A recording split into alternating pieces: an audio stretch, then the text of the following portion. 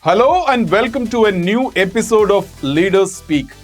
My guest today is Tobias Bartz, the global CEO of ERS Logistics. ERS Logistics is one of the leading logistics specialists with global business operations across 970 business sites employing 37,500 employees. Part of the 110-year-old and still family-owned ERS Group, the logistics specialist operates in various business verticals that include warehousing, international freight, and supply chain solutions. For 2021, it recorded an annual turnover of 7 billion euros. In India, ERS Logistics operates in a joint venture with the Western Area Group, which is in the business for more than 6 decades. After a successful strategic partnership with ERS for 5 years, ERS joint venture with the Area family in India took shape in 2010. Today, ERS Logistics India has 2.4 million square feet of warehousing space spread across key Indian metros, and they include both dedicated and multi-user facilities. The chief executive of ERS Logistics,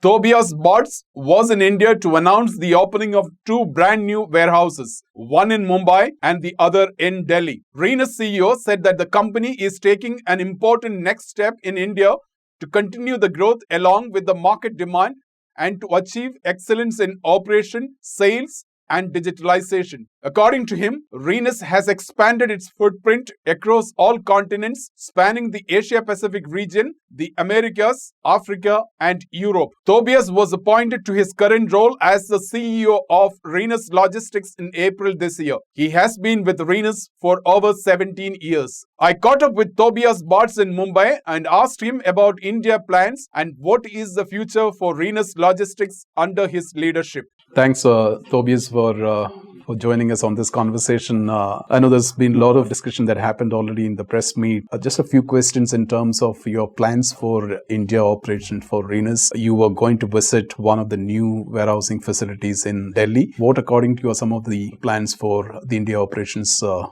ERS Logistics? In the recent years, we have seen tremendous growth, and we are very grateful to our joint venture partner, the Arya family. And actually started my trip here in Mumbai because we have our ERS Tower here now, which we are extremely proud of. I visited the offices here, was there for the 30th Founders Day as well. And yes, you're absolutely right. Tomorrow I will visit Delhi, our new operations there, state-of-the-art warehousing. And with regards to growth, we will continue on our path. We are now at 247,000 square meters roughly. And the ambitious plan is in the next years to double that and continue on that growth track. And the difference being that we try to encourage and to motivate the Indian client, of course, to store with us, to do work with us within India, but enabling them to go and reach out into the world. So offering maybe a bit of a reverse concept of many of the other large multinationals who bring their clients to India and then have their standardized products which they developed somewhere else. We go the other way. We operate here. We ask the Indian client what their needs are and try to enable them to move with their products globally. You know, ERS is a 110-year-old brand. It's quite visible across the world. You've been the chairman and the CEO of the group of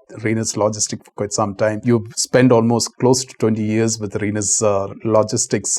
What, according to you, will be your plan ahead in terms of how you want to take the ERS Logistics as a supply chain solution provider to your customers? It's 17 years, exactly, yeah. It feels like yesterday, yeah, but it has been 17 years. And in those years, we've developed a lot of product. I think in our size as a logistical company, there are very few competitors that have such a broad portfolio. And we're trying to bring our products that were developed in individual regions to a global scale. And therefore, we will expand. We're now in 52 countries. Yeah? We added quite a few country organizations in the last years.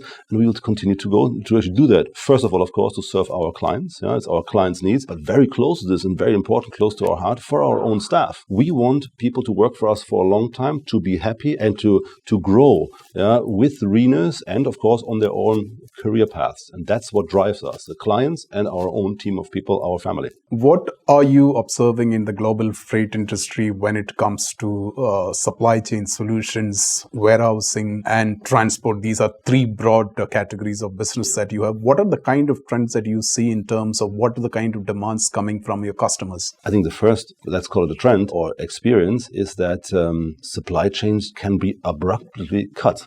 That's new. In the last decades, we saw a constant flow. You knew what to expect. There was you could calculate the risk. In the last years, we have seen that that's no longer the actual case. So there's a rethinking happening in our clients, and we need to be able to cater for this, even advise them on how to operate. And that means that warehouse structures are changing, that supply chain routes are changing, and the sourcing of the individual components is also changing. And there we are at the forefront because we have a broad, as I said before, a broad product portfolio and can really tap into the needs of our clients way beyond mere warehousing or transportation. We are good in assembly. We are good in data management. Our 1,500 IT staff can give individual solutions to our clients, which in these sort of, I don't want to call them chaotic, this is not right, but in these sort of moving days is of need. Today, global supply chains or global freight industry is becoming more and more digital, and there's a digital transformation initiative that is taking place. That's widespread across industry. What is the level of digital transformation projects that are underway at ERS Logistics to make sure that you have that competitive advantage, competitive edge over the others? We strongly believe in creating our own solutions. We are a supply chain company. The core of our digitalization needs to come from us. Therefore, we strongly believe in developing our own transport management system and our own warehousing management system and the other systems we need to cater for the logistical needs. There are, of course, state-of-the-art technology which we use, APIs, office systems, and but the core needs to come from us, and this is the difference. We will not buy off-shelf when it comes to solutions. We invest into people, into the IT, and we will develop our own ideas and the ideas of our clients as well. I think this scores highly with our clients because we are very flexible when it comes to implementing the individual need. Yeah? And of course, there are verticals there, but within that vertical, there are individual needs, and those need to be catered for. We don't mold the client to our software. We try to adapt to their needs. That is a difference to the other very large companies there are. Logistics and supply chain became headline in the last 2.5 years, thanks to COVID. Some for good reasons, some for bad reasons. And as a result, we have also seen the freight rates remaining elevated for a quite long period. Even now, it's at a higher level. When do you see that freight rates become stable, and what kind of preparation do you have in terms of when normalcy comes back? What kind of preparation do you have to sustain your business in the level it's supposed to be?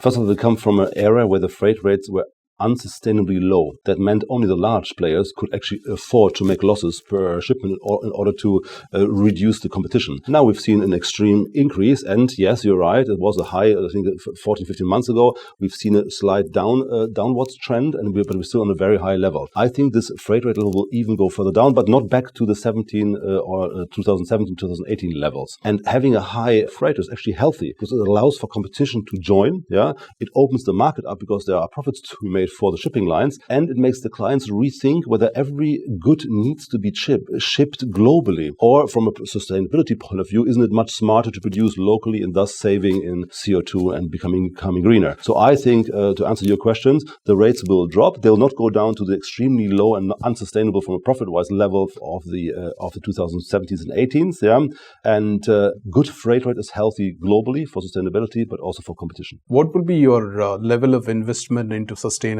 solutions, whether it is alternate fuel or sustainable aviation fuel? Are there any specific plans in order to make sure that as a freight forwarder you support the customer as well as your consumers? First of all, the biggest contribution we can make is to be efficient. Efficiency is the highest point. To drive and have empty truck, to be very on point, that this is where you waste space and impact the climate in a negative way. So we try to be more efficient. We try to increase the load levels of whatever we want to transport, and at the same time we want to offer our broad product range. Renus is a Latin word for the River Rhine. Yeah, we have large barging fleets. Yeah, barging is an option which is underestimated globally. From my point of view, we operate 300 plus ships. Yeah, and in every ship you have 250 to 500 container loads which are shipped with one vessel, thus being much greener than the individual trucks. So yeah, trying to bring our portfolio to the world as well. Learning from the local needs is one thing. Becoming more efficient is the other.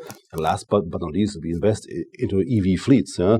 We are leading within the German market. We have 40-ton plus trucks. We have the local distribution trucks, and we use our 3 million plus square meters also to generate energy. Yeah, and feed this into our truck fleet. So we are concerned. We are working on it, and those are the three drivers. My last question is, with the acquisition of the company in Joburg, which has allowed you to enter into Africa, which makes you present in all the continents, what according to you is the future for ERS Logistics? Logistics? I mean, we're in 52 countries. There are many countries left, yeah. And being present in one country doesn't mean that you've exhausted your actual means, yeah.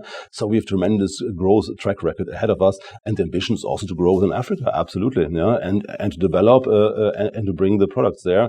And once again, for our clients and for our staff, yeah, we are ambitious. We will catch up. We want to. We will catch up to the top 3 or 4 players.